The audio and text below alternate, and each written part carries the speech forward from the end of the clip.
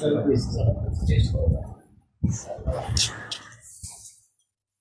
Class 10 आज हम लोग जो है नेक्स्ट वीडियो पर आगे बढ़ते हैं।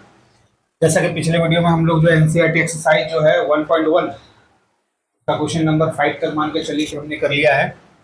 5 नंबर क्वेश्चन को जो हमने एग्जांपल के तौर पर ही आपको समझा दिया था, रिलेशन बिटवीन एलसीएम और एचसीएम।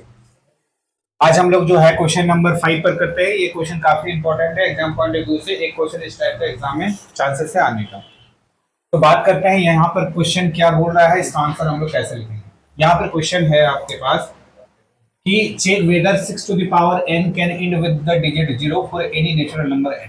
आपके पास नेचुरल नंबर है, चूंकि n को हमने यहाँ पर n को नेचुरल नंबर कहा गया है और यहाँ नंबर क्या है 6 का पावर n, और यहाँ पर आपका जो n है वो कैसा है, नेचुरल नंबर है। और आपसे पूछ रहा है ये जो नेचुरल नंबर जो है, जैसे आप देखें नेचुरल नंबर कहने का मतलब किस टाइप का नंबर है, n का वैल्यू जो है 1 है, 2 है, 3 है, 4 है, ऐसे नंबर है। तो अगर हम 6 का पावर 1 की बात करें तो 6 हो जाएगा, 6 का पावर 2 की बात करें तो 36 हो जाएगा, 6 का पावर 3 की बात करें तो ये 216 हो जाएगा, सो ऑन ऐसे करके हम लोग बढ़ते चलेंगे।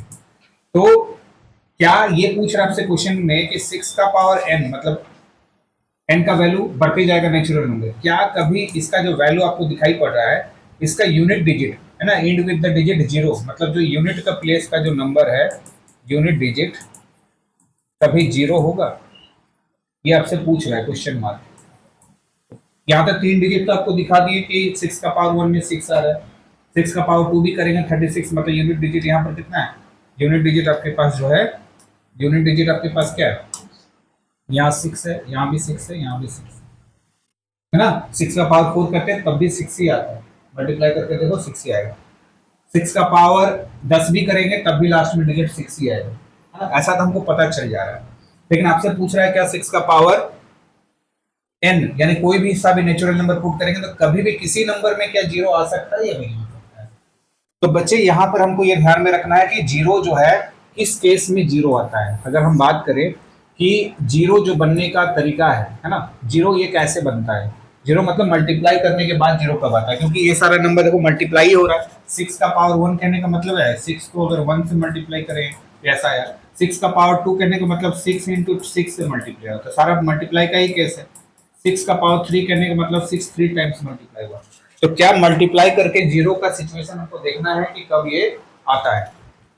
तो 0 का सिचुएशन आपके पास तब आएगा जैसे हम अगर मान लेते हैं कि अगर हम 5 को ब्रेक करेंगे तो 1 इंटू, मान लेते हैं कि 5 तो 1 इंटू 5 ही होगा, या तो कभी 0 नहीं है, ऐसे नंबर उठाते हैं ताकि आपको समझ में आना चाहिए कि 0 कब बनता है। जैसे मान लेते हैं 1 है तो इसको तो 1 ही लिखेंगे, अगर 2 है तो इसको 1 इंटू 2 लिखेंगे, अगर 3 है तो ये भी हमारा 1 इंटू 3 होगा, अगर 4 है तो इसको हम लोग 1 इंटू 2 इंटू 2 लिख सकते हैं, अगर 5 है तो इसको हम लोग 1 इंटू 5 लिखेंगे, अगर 6 है तो इसको लिखेंगे 1 इंटू 2 इंटू 3 लिखेंगे, अगर 7 है तो हम इसको 1 इंटू 7 लिखेंगे, अगर 8 है तो इसको 1 इंटू 2 इंटू 2 इंटू 2 लिखेंगे, अगर 9 है तो इसको हम लोग लिख सकते हैं 1 इंटू 3 इंटू 3 लिखेंगे।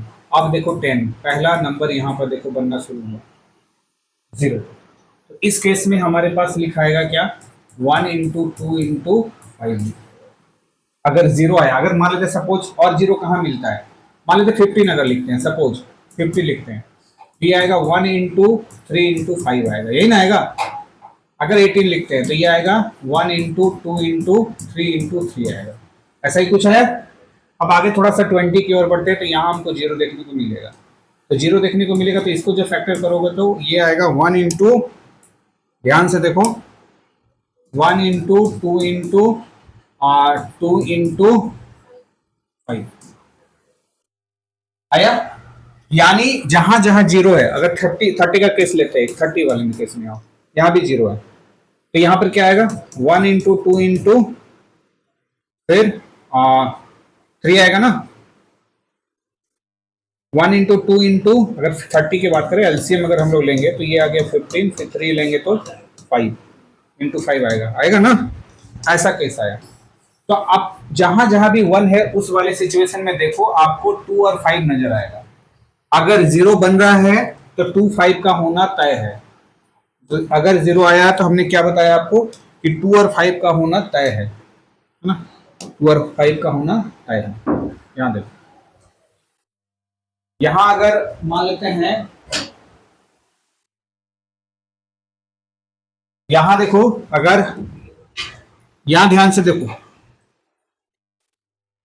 यहां अगर 20 है तो यहां पर भी आप देख सकते हो 2 और 5 का होना तय है। यहां अगर 30 है तो 2 और 5 का होना तय है। समझ में आया? एक बार उसको देखो, ब्लोअर नहीं हुआ क्योंकि आज हर पार होने से फिर ब्लोअर हो जाता है। यानी एक बात तो यहां पर हम लोग नोट कर सकते हैं कि जीरो बनने के लिए लास्ट डिजिट है ना, and with zero, and with the digit zero, है ना, it must be prime factor of 2 into 5। 2 और 5 का फैक्टर होना है, 2 और 5 का फैक्टर होगा तभी वो and with the digit zero होगा। इतना बात समझ में आया कि नहीं आया? तो 2 का पावर ऐसा नहीं होगी जैसे 2 का पावर जितना 2 और 5 का पेयरिंग होगा, है ना, अगर हम बात करें किसी टुकड़े में, अगर हम बात करें किसी टुकड़े में, यहां ध्यान दो कि अगर 2 इंटू 5 है, फिर मान लेते हैं 2 इंटू 5 है और इंटू 3 है। अब बताओ इसको मल्टीप्लाई करेंगे तो कितना नंबर, कौन सा नंबर बना? 10, 100, 300 बना, 300 बना कि नहीं बना? तो देखो यहाँ 2 और 5 का एक यहाँ है टुकड़ा, यहाँ 2 और 5 का यहाँ टुकड़ा है। तो जितना बार 2 और 5 आएगा समझ लीजिए कि उतना जीरो बनना है। समझ में आ रहा है नहीं? इसको अगर मल्टीप्लाई किए 2 इंटू 5, 2 इंटू 5 इंटू 3, तो कौन सा नंबर बना? 300 बना ना। तो 2 जीरो आया। क्यों 2 जीरो आया? क्योंकि 2 और 5 का हमें दो ठो पेयरिंग है। अगर हम बोले 1 into 2 into 5 into 8 into 2 into 5 into 25, कोई बताएगा इसमें कितना जीरो आ सकता है? कितना जीरो आ सकता है? इसमें कितना जीरो आएगा? सबको मल्टीप्लाई करेंगे। पहले तो यहां ध्यान दो कि यहां पर 2 और 5 का एक पेयरिंग मिल गया है। इस 8 में 2 इंटू 2 इंटू 2 है, एक 2 यहां भी है, यहाँ एक 5 हुआ, यहाँ 5 हुआ, यहाँ 5 हुआ, ठीक है, ये 2 इंटू 5, चलो यहाँ पे मल्टीप्लाई कर दिया। तो 2 5 का एक यहाँ है, ठीक है, 2 5 का यहाँ है, फिर यहाँ 5 2 5, तो मल्टीप्लाई करके आपको 4 जीरो बनने का चांस है। इतना बात क्लियर हुआ? अब हमारा क्वेश्चन ये है कि अगर 6 का पावर n जो है क्या कभी एंड विथ होगा डिजिट जीरो? ये तभी जीरो हो सकता है जब 6 का पावर n में जब भी कोई भी नेचुरल नंबर ले, कितना बड़ा से बड़ा भी हम नेचुरल नंबर ले, लेकिन जब उसको हम मल्टीप्लाई करें तो उसमें 2 और 5 नजर आना चाहिए। क्या इसमें से कहीं भी 2 5 नजर आया? 6 इंटू 1, 6 इंटू 6, इसको ज्यादा ज्यादा ब्रेक करेंगे 6 वाले को, तो ये आ सकता है 2 इंटू 3 और ये आ सकता है 2 इंटू 3, यही ना ब्रेक होगा। फिर 6 को 3 बार करेंगे तो 2 इंटू 3, 2 इंटू 3, 2 इंटू 3, यही ना आएगा। आगे कितना भी बड़े 2 और 3 का ही फैक्टर मिलने वाला है। अच्छा, तो यहां पर ये बात आपको समझा दी कि 2 का पावर m और 2 का पावर n हो, मतलब ये दोनों का वैल्यू mm ही डाल दो, क्योंकि ये जितना बार m और m माने 2 का पावर m और 5 का पावर m का वैल्यू सेम होना चाहिए। अगर ये 4 टाइम्स ये 4 टाइम्स है तो हमें 4 जीरो मिलेगा, और हम एक जीरो की बात कर रहे हैं तो यहाँ m का वैल्यू कितना हो जाएगा? m का वैल्यू हमारे पास हो जाएगा 1 1, मतलब दोनों का पावर 1 1 होगा तो एक जीरो मिलेगा। इतना बात समझ में आया? अब इसका क्वेश्चन का आंसर आपको हम दिखा रहे हैं कि हम इसमें क्या लिखेंगे, ठीक है, इस क्वेश्चन का आंसर में। यानी हम इस क्वेश्चन का आंसर में ये लिखेंगे कि 6 का पावर n जो है एंड विथ डिजिट जीरो तभी होगा जब ये फैक्टर होगा 2 और 5 का। तो 6 का पावर n को हम तोड़ेंगे और चेक करेंगे 2 और 5 का फैक्टर है कि नहीं, लेकिन 6 का पावर n को जब हम तोड़ेंगे तो हमको फैक्टर मिलेगा 2 इंटू 3 का फैक्टर। 6 का पावर n मतलब 6 को जब हम तोड़ेंगे 6 का पावर n को, तो यहां से देखो ध्यान से, 6 का पावर n को जब हम ब्रेक करेंगे ये कुछ ऐसा टूटेगा। 6 का पावर अगर n है तो ये टूटने वाला हमारे पास 6 को लिख सकते हैं 2 इंटू 3 और पावर में फिर n जो है, n का तो वैल्यू वो बताएगा जितना भी बताए, ठीक है। वहां चेक करो जी, जितना बार उठोगे वहां फ्लैक्चुएट होगा, वहां हो सकता है। देखो इसका मतलब 6 में जो फैक्टर है हमारा वो सिर्फ 2 और, ठीक है, कहीं भी 5 नहीं। तो हम बताएंगे कि 6 का प्राइम फैक्टर जो है 2 और 3 है, है ना, 5 हमारे पास नहीं है, जिस वजह से ये क्या होगा, 6 का पावर n, कुछ भी n का वैल्यू ले कभी भी एंड नहीं होगा विद द डिजिट 0। बात समझ में आया? ये पूरा कहानी अभी हम लोग लिखने जा रहे हैं। तो देखो यहाँ पर हम लोग आंसर में कुछ ऐसा लिखेंगे जो कि यहाँ लिखा हुआ है साफ सुथरा, तो कुछ ऐसे ही हम लोग आंसर लिखेंगे। देखो यहाँ लिखेंगे हम लोग, बोल रहा है कि चेक वेदर द 6 का power n can end with the digit 0 for any natural number. तो हम लोग लिखेंगे कि if any number and with the digit 0, अगर कोई नंबर हमारा लास्ट डिजिट 0 बनेगा तो it should be divisible bye 10 और इन अदर वर्ड, या तो वो 10 से डिवाइड होने वाला होगा, है ना, या फिर इसको हम 10 को ऐसे लिखेंगे, 10 को लिखेंगे 2 into 5 का फैक्टर होना चाहिए। तो इसको हम लोग थोड़ा सा ऐसे लिखेंगे, इसका थोड़ा सा हम आपको करेक्शन कर दे रहे हैं। ऐसे भी ये सही, मतलब ये तो बिल्कुल ही सही है, लेकिन आपको ऐसे ध्यान में रखना है, if any number and with the digit 0 it should be, या डिविजिबल के जगह हम लोग लिखेंगे it should be prime factor of 2 and 5 लिखेंगे, है ना। वो कोई भी नंबर एंड होगा विद डिजिट 0 तो उसका क्या होना चाहिए, उस नंबर का प्राइम फैक्टर 2 और 5 होना चाहिए, ठीक है। अब हमारे केस में क्या करेंगे, जो केस हमारा है अभी हमारे पास क्वेश्चन में दिया हुआ है 6 का पावर n, तो 6 का पावर n का केस में हम लोग देखेंगे 6 को फैक्टर कर दिए 2 into 3 का पावर n, क्लियर करें ना। तो यहां पर हम लोग देखेंगे कि जो 6 का पावर n में हमारे पास एंड विद द डिजिट 0 होने के लिए 2 और 5 होना चाहिए। 2 तो है हमारे पास, लेकिन 5 हमारे पास नहीं है, तो हम लोग लिखेंगे it can be observe that 5 is not in the prime factorization of 6 का पावर n। हिंस लिखेंगे for any value of n, किसी भी नेचुरल नंबर के लिए 6 का power n will not be divisible by 5। तो इसका आंसर आपको समझ में आया, यहाँ थोड़ा सा खाली करेक्शन हम कर दे रहे हैं, बाकी बिल्कुल आपको आंसर में ऐसे ही लिखना है। क्वेश्चन तो आपको पता ही है ना, यहाँ पर सिर्फ हम लोग थोड़ा सा खाली करेक्शन कर देते हैं, और इसके जगह पर कोई भी क्वेश्चन हो आपका पैटर्न यही लिखना है। लिखेंगे सॉल्यूशन में कि if any number and with the digit 0 it should be, है ना, क्या होना चाहिए,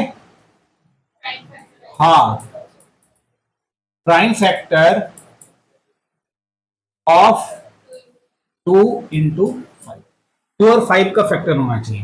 तो यहां के बाद यहां से लाइन हम लोग हटा देंगे, ठीक है, समझ में आया, ये पूरा ही लाइन हटा दो। तो हम लोग लिखेंगे if any number and with the digit 0 it should be prime factor of 2 into 5, है ना। यहां पर बट, यहां पर कर दो but prime factor factorization of 6 का पावर n इक्वल टू क्या होता है, 6 को तो ब्रेक कर दिए 2 into 3 का पावर n। अब लिखेंगे हमारे पास it can be observe that, यहां से हम लोग ऑब्जर्व कर रहे हैं कि 5 is not in the prime factorization of 6 का पावर n, है ना। हम तो बताए ना कि 2 और 5 होगा तभी होगा, लेकिन यहां से हम यही ऑब्जर्व कर रहे हैं कि हमारे पास क्या नहीं है, 5 नहीं है 6 का पावर। तो नीचे लिख लेंगे hints for any value of n, किसी भी नेचुरल नंबर के लिए अगर चेक करेंगे तो 6 to the power n will not be divisible by. Clear हुआ? या सॉल्यूशन यहां से एक बार आप, हम यहां पर फिर से वो लिख दे रहे हैं ना, इफ एनी नंबर, है ना, ends with the digit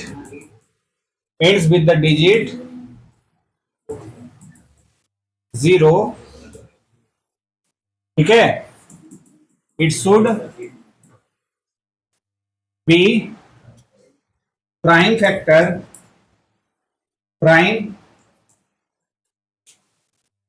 factor of 2 into 5, ऐसा लिखेंगे, ठीक है।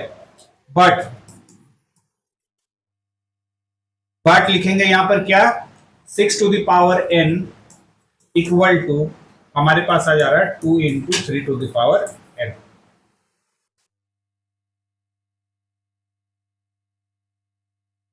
तो यहां पर लिखेंगे here 5 is not in the prime factorization of 6 to the power n, है ना। बात समझ में आ रहा है? बस इस केस में हमारे पास 6 to the power n में 5 हमारे पास कोई फैक्टर नहीं है, तो हम यहां पर यूज कर सकते हैं कि bye fundamental theorem of arithmetic. Fundamental theorem of arithmetic क्या बोलता है कि हमारे पास जो कुछ भी 6 का पावर 1 अगर हम लिखेंगे तो एक तरह का फैक्टर देगा, वैसा फैक्टर और कहीं आगे नहीं मिलेगा। 6 का पावर 2 डालेंगे तो वो जो फैक्टर मिलेगा कहीं और नहीं मिलेगा, क्योंकि प्राइम फैक्टराइजेशन मेथड में क्या बोलता है कि हमें जो भी फैक्टर के रूप में मिलेगा प्राइम के रूप में वो हर एक नंबर के लिए यूनिक होगा। तो by prime factorization, by prime by fundamental theorem of arithmetic, ऐसे लिख सकते हो, by fundamental theorem of arithmetic, fundamental theorem of arithmetic 6 to the power n, है ना, क्योंकि ये तो हर एक n के वैल्यू अगर हम चेंज करेंगे तो सबके लिए हमारा नंबर जो है कैसा मिलेगा, यूनिक मिलेगा, अलग अलग फैक्टर मिलेगा, है ना। तो by fundamental theorem of arithmetic 6 to the power n will not end with the digit 0। समझ में आ रहा है, क्योंकि हर एक के फैक्टर के लिए, हर एक जो है 6 का पावर n के लिए हमारे पास अलग अलग टुकड़ा मिलेगा, कहीं भी हमको 5 नहीं मिलेगा। क्यों नहीं मिलेगा, क्योंकि हम लोग देख रहे हैं 6 का टुकड़ा क्या मिल रहा है, 2 इंटू 3 मिल रहा है। तो ये आंसर आप नोट डाउन कर लो। ऐसे यहाँ पर क्वेश्चन कुछ भी चेंज करे, जैसे हमको क्वेश्चन बोल दिया कि 4 का power n can end with the digit 0, तो बस 4 को हम लोग ऐसे दिखा देंगे, हाँ 2 इंटू 2 का पावर n, समझ में आ रहा है, या 2 का पावर 2 है, समझ में आ रहा है, ऐसा ही रहने दो। तो ऐसे क्वेश्चन समझ में आ गया, आपको समझा दिए बढ़िया से कि कोई भी नंबर हमारा जो है एंड विद द डिजिट 0 होगा, उसके लिए ये जरूरी है कि वो फैक्टर होना चाहिए 2 और 5। इस पॉइंट को जल्दी से नोट डाउन इसलिए कर लो क्योंकि फिर हम लोग आगे बढ़ेंगे। जल्दी से 4 लाइन लिख लो।